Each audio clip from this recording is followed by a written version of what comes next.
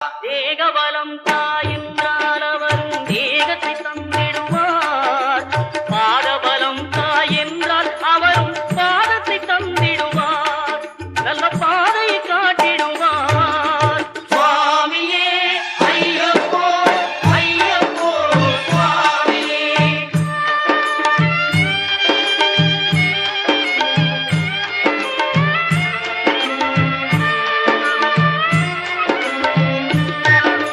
சபரி பீடமே வந்திடுவார். சபரி அன்னையை பணிந்திடுவார்.